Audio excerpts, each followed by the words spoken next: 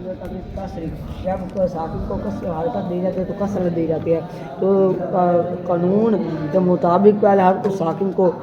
حرکت کثرت دے دیے تو سواد کو سواد میں ادغام کر دیا جائے، تو یہ ایک خاص سما سے ایک خاصا سے ایک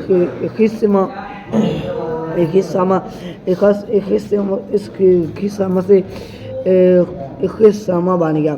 اب پھر پاک کلمہ کو متحرک ہونے کی وجہ سے حمزہ وصلی کی ضرورت نہ پڑی، تو شروع سے حمزہ وصلی کو گرا دے تو یہ خصامہ سے خصامہ بن گیا۔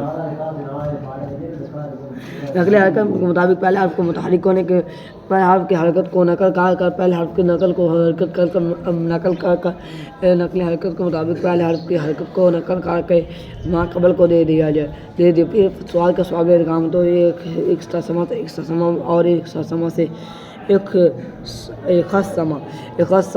ایک خاص سما بن جائے گا۔ پھر فا کلمہ کو متحرک ہونے کی وجہ سے حمزہ وصلی کی ضرورت نہ پڑی، تو شروع سے حمزہ وصلی کو بھی گرا دے تو یہ خصامہ سے خاصامہ بن گیا۔ نقل حرکت کے مطابق پہلے حرف کی حرکت کو نقل کر